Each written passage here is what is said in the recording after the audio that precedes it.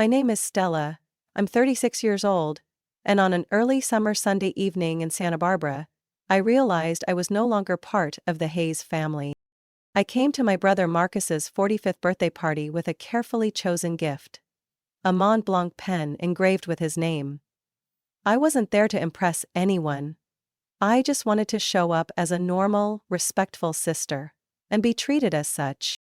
The party was held at my parents' new estate, a 2-story beachfront house that used to be our childhood weekend retreat.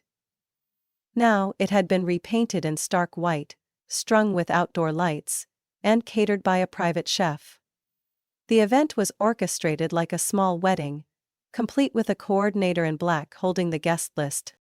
I parked, stepped out in a simple olive green fitted dress, hair pulled into a neat bun. I handed over my invitation, but the young man at the gate barely glanced at it before looking back at his list. "Sorry, your name?" he asked, voice polite to the point of robotic. "Stella Hayes, I'm Marcus's sister." "Stella Hayes," he repeated, finger sliding down the column. Then he stopped. "Ah. You're listed as A+1 under the family group." I frowned. "Listed as what?" He turned the sheet toward me. Under Hayes family, there were Marcus, my mom Judith, my dad Kenneth, our cousin Crystal and her husband. Even their Pomeranian had its own line. At the very bottom, in smaller font, +1, under family group. I let out a dry laugh. "So, I'm below the dog?" He said nothing. I pinned the guest badge to my chest and walked through the gate like a stranger. Classical music mingled with lavender-scented candles. The backyard was tented, carpeted with artificial grass, and the tables were arranged in a neat U-shape. I glanced around. A few people gave me brief looks, then quickly turned away. No one in the family came to greet me. I found my table, number 9, tucked against the fence near the portable kitchen. My chair was slightly crooked, the napkin hastily folded like someone had tossed it there. The water glass had lipstick on the rim. I stood still for a moment, something heavy settling in my chest. Marcus stood at the center, tall, polished in a sharp designer suit. His wife Bianca stood beside him, wrapped in a tight red dress tailored for the occasion. Judith clung to the arm of a man I didn't recognize, her face beaming like she was hosting a press conference. My father sipped his scotch, completely at ease. No one looked at me. No one said my name. When the event coordinator called the original members of the Hayes family for a group photo, I stayed seated, pretending to check my phone. But I watched them line up, posing carefully. No one asked where I was. Not one glance searched the room for me. I swallowed the rising sting in my throat. In that moment, it was painfully clear. I no longer belonged here. They hadn't thrown me out. They had erased me. No words, no argument. Just a guest list and one quiet line of fine print had done the rest. I didn't leave the party.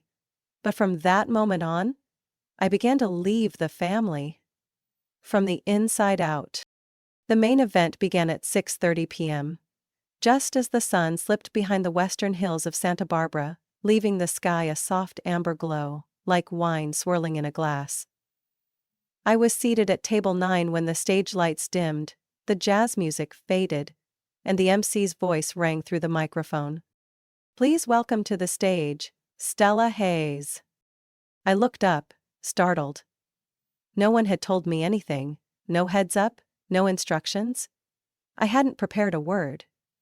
All I felt were dozens of eyes turning toward me. A few scattered claps followed, the kind people give when they expect a performance.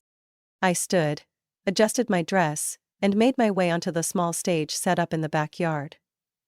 The spotlight swept across my face, hot and blinding, just like my mother Judith's gaze from the front row, seated beside Marcus and Bianca. I barely reached the mic before she jumped in, cutting me off with fake enthusiasm. "Before Stella shares a few words, I'd love to tell you all something special." She turned to the crowd, smiling like she was hosting a talk show. You know, the best gifts don't come in boxes, they come from the heart. Light laughter rippled through the guests. I held my breath. Judith continued, glancing quickly at me before settling her eyes on Bianca. Bianca and Marcus have only been married 2 months. They're starting their life together. And Stella, our dear Stella, owns the loveliest condo in Santa Monica. 2 bedrooms, ocean view balcony, beautifully furnished. Perfect for a young couple. My chest tightened. And Stella told me, she went on, that if Marcus and Bianca needed a place to begin, she'd gladly give them the condo. Isn't that right, sweetheart? A gasp moved through the crowd. Someone whistled. Another raised a glass. I froze. No, I never said that. I never offered to give away the home I'd bought after 10 years of saving and working 2 jobs. I turned to my mother. I never said that. She didn't blink. Come on, Stella, don't be shy, you've always been generous. I looked at Marcus. His head was down. Bianca squeezed his hand, lips tight, suppressing a smile. That condo is mine, I said calmly, no microphone needed. My voice carried anyway. No one discussed this with me. This is not a gift. Silence spread like a spilled drink. A few guests discreetly lifted their phones. Judith blinked slowly, her smile faltering into something rigid. You're making a scene, Stella. This was just a lovely gesture. Families support each other. I stepped back from the mic. Call it what it is, Mother. This is manipulation. It's public humiliation. No one came to my defense. No one stood up. Just silence. The suffocating kind, from people who came to watch a free tragedy. I left the stage, not in a rush, not panicked. As I walked past the head table, Marcus pretended to focus on his embroidered napkin. Judith stood frozen, gripping her champagne flute so hard her knuckles went white. I moved quickly past the satin-covered tables, forcing my steps to stay steady. The scent of grilled meat and red wine mixed with lavender from the oil diffusers, but all I could sense was blood. Not yet visible. But my body already knew. I had just reached the dessert buffet when a low, sharp voice cut through the air behind me. You humiliated me in front of everyone. I turned. My father. Kenneth stood 3 paces away. Eyes bloodshot, jaw twitching with rage, half-cell wineglass still in hand. He didn't yell. He didn't make a scene. His voice was low and cold, sharp enough to slice skin. I took half a step back. I didn't do anything wrong. They ambushed me, I just… Fret. It wasn't a slap. It was the sound of glass hitting bone. I didn't have time to react. The wineglass in his hand shattered against my temple. Half of it hit the grass. The other half left a gash above my cheekbone. Someone gasped. Silverware clattered to the ground. I staggered, clutching my head. My ears rang. Shapes moved around me, blurry, spinning. No one stepped forward, no one reached out. Only phones lifted. Pale camera flashes lit the darkness. Judith rushed in from across the yard, not to check on me, but to hiss at Kenneth. Are you crazy? People are filming. He stared me down, voice shaking with fury. You betrayed your blood. You're no longer part of this family. Warm blood dripped from my face, soaking into my dress. A man in a blue suit murmured. Someone should call 911. No one did. Marcus stood frozen, gripping his whiskey, eyes fixed on the ground. Bianca adjusted her dress strap and turned away. I exhaled, scanning faces both familiar and strange. And in one crushing moment, I knew. None of them would leave their seats for someone like me. I straightened up, head pounding, visions swimming. I looked my father in the eyes. Thank you for giving me your final answer. Then I turned and walked. I didn't run. I didn't cry. I just walked. Past the tables, through the trellis gate lined with bougainvillea, and out of the party where I once believed I'd always have a place. Outside, the sky had gone dark. A cold ocean breeze sliced through the cut on my head. I called an Uber with my free hand, blood still trailing down my face. Like a punctuation mark on a sentence I never agreed to write. The driver hesitated when he saw me. I said only one sentence. I was assaulted, at a party, by my family. He didn't ask another question. At Cottage Hospital's ER, I filled out my own forms, pressing gauze to my wound as the nurse took my information. "Is anyone here with you?" she asked, her voice like silk thread. I looked her in the eye. No one. She didn't look surprised. Just nodded, like she'd seen it far too many times. I lay still under the fluorescent lights, pain pulsing with every heartbeat. And I realized, they didn't just want my condo. They wanted to steal my voice, my dignity, and my existence, right there, under the spotlight, in front of everyone. 3 days after the attack at the party, the wound on my head had taken 7 stitches. The skin still throbbed every time I tilted, but the silence from my family hurt more than anything. Not a single call. Not a text. It was as if I hadn't been there that night. Or ever, really. I was staying at my best friend Alina's apartment, crashing in her living room, which she quietly turned into a refuge for me. Every morning, she left a hot cup of coffee on the kitchen counter, along with a sticky note that simply read, "Don't let them teach you to be silent." On Wednesday morning, as I was repacking my bag to head back to my Santa Monica condo, my phone buzzed with a call from San Diego. "Hello, may I speak with Stella Hayes?" This is she. "Hi, I'm Kelly Lynn from Sapphire Realty. Just confirming the 2 p.m. showing today for your unit on Ocean Crest Drive.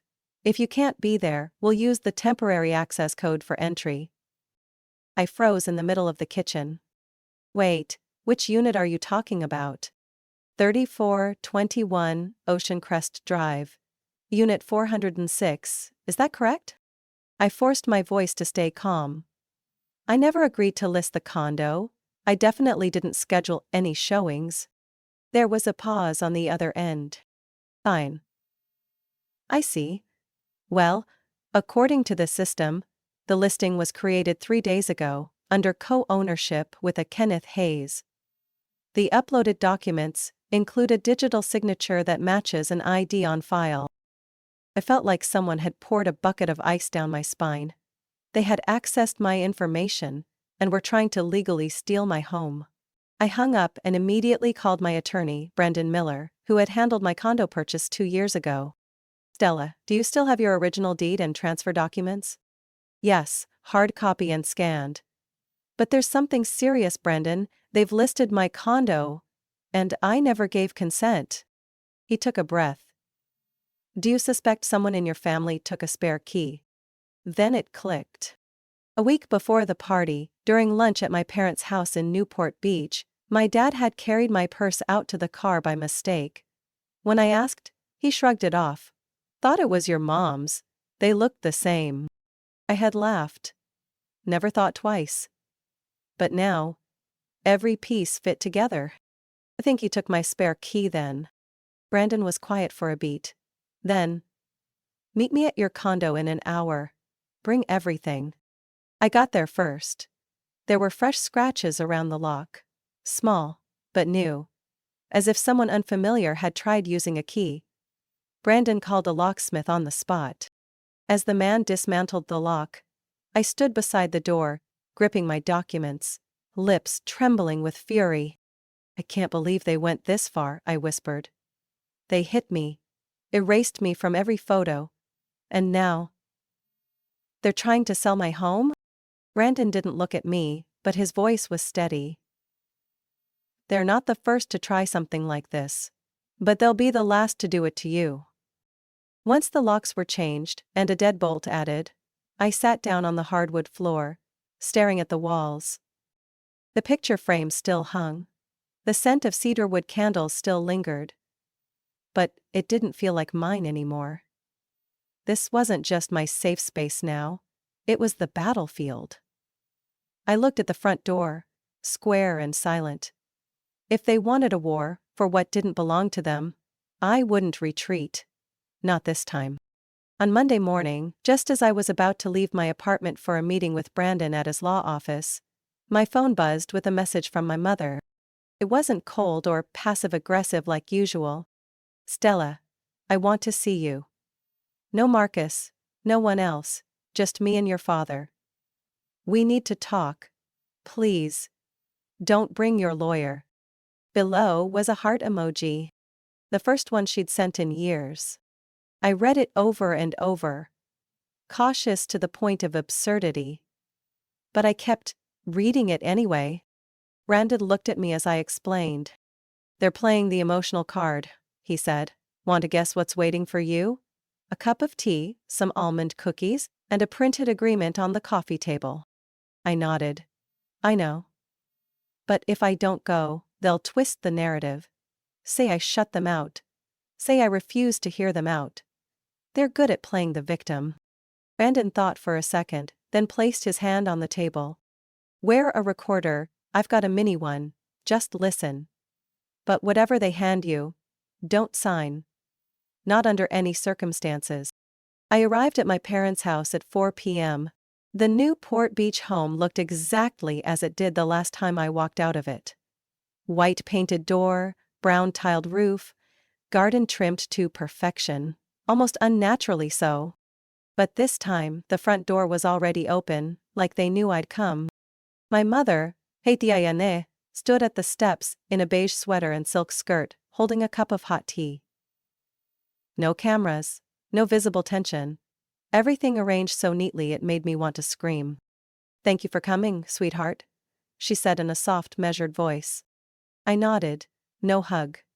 I didn't step in right away, just stood and observed. Inside, the place was spotless. The coffee table held a plate of almond cookies I used to like. On the couch lay the old family photo album, the same one that had been mysteriously missing a few pages. Now restored, like nothing had ever been tampered with. My father, Kenneth, sat in an armchair by the fireplace, holding a brandy glass, no longer furious like at the party. He now played the role of the calm, contemplative father, just slightly regretful. Just smug enough. "Sweetheart," he started. "We shouldn't have let things get this far. Everyone's been hurt. Everyone's lost something. But family is still family." I sat down. Didn't touch the cookies. Didn't take the tea. "Lost something?" I said quietly. "I lost blood." "And you were trying to sell my condo." My mother cut in with a flat smile. "That was a misunderstanding, Stella. The realtor probably made a mistake. We never meant for that. But to avoid unnecessary legal drama, your father and I prepared a settlement document." She pulled a manila envelope from the coffee table drawer and placed it gently in front of me like it was a birthday invitation. "This is a mutual agreement. You'll keep your name on the deed, but Marcus and Bianca will have exclusive usage for 10 years. The property is still yours. But you won't sell it, and you won't cause trouble." I flipped it open slightly. Legal jargon everywhere. But the last line said it all. Party A agrees to grant Party B exclusive usage rights of Unit 46 Ocean Crest Drive, including rental and full management control, for a period of 10 years. I looked at my mother, then my father, both silent. Wait. No threats, no begging, just pressure, disguised as reconciliation. I folded the document and placed it back on the tray. This isn't peace, it's a calculated land grab. My father leaned forward, voice darker. "You think dragging this into court will get you anywhere? Your reputation, your job, your relationships. How far do you want this to go?" I stood up and reached into my bag for the tiny recorder I'd switched on before stepping inside. I placed it right in the center of the table. "I don't want anything to go anywhere," I said. "I just want to leave here with evidence." My mother's face turned pale. Kenneth's grip tightened on his glass, and the faint clink of crystal echoed like a gunshot in the stiff room. I didn't need to say another word. I walked out of their house without a goodbye. Peace wasn't in that living room. It was waiting for me. Behind the court documents I was ready to file. 4 days after the reconciliation trap, I sat in Brandon Miller's law office in the Santa Monica Financial District, flipping through documents, my head tight with a rage I'd kept buried too long. Brandon had just uploaded the audio recording from that meeting to secure storage when he slid a fresh file across the desk. "Do you remember the house on Pinewood?" he asked. "The one your parents have lived in since 2012? I frowned. Of course. Back then, they were in financial crisis. Marcus had just lost his job. They defaulted on the mortgage. I helped them save it. Brandon nodded. Right.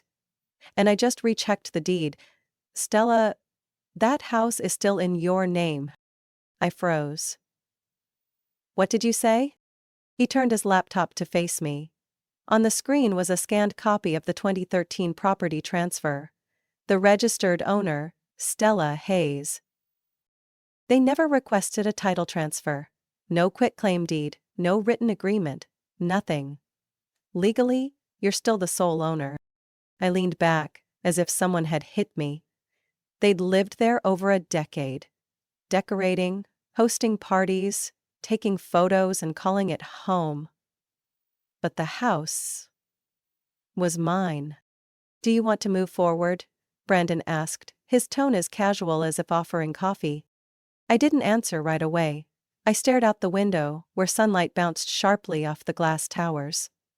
I thought about the glass to my face, the condo nearly stolen, the agreement, wrapped in almond cookies and fake smiles.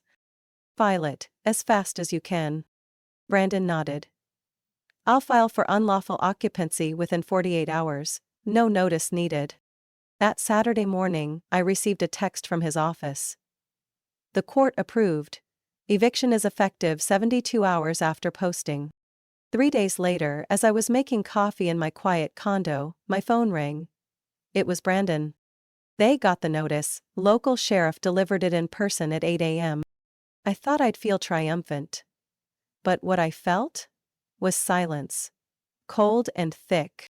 No kind of justice feels whole when the people losing are the same ones who once held you during a fever, or strung Christmas lights with you as a kid. That night, I got an anonymous text.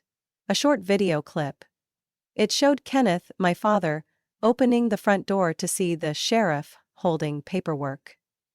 His face froze like he didn't understand what was happening. Judith, behind him, yelled something unintelligible.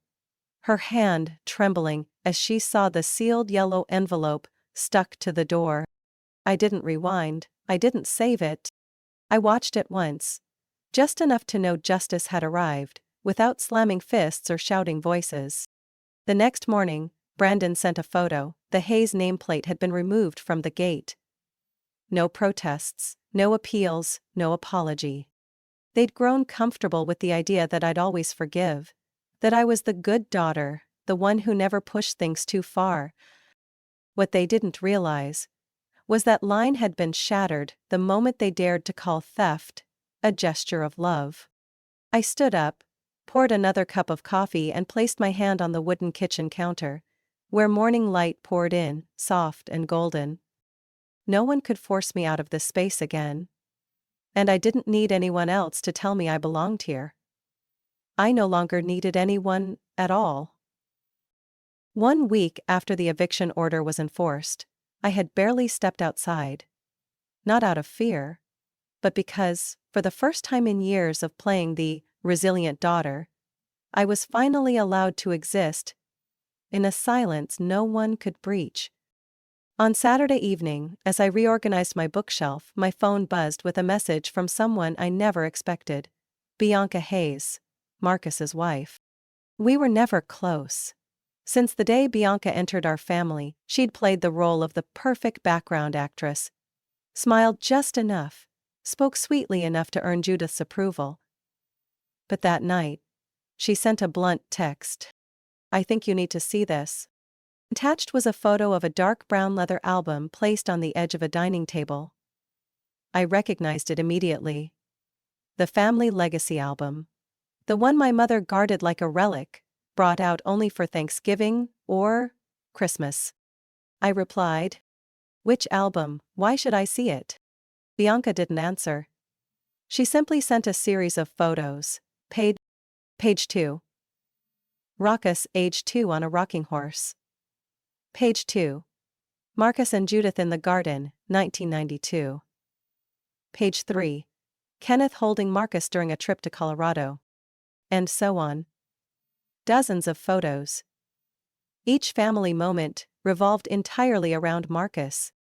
There was no sign of me. Not even a sliver of a sleeve, a corner of my dress, or the back of my head passing through the frame. I clenched my phone, my chest went cold. I wasn't someone who needed to be the center of attention.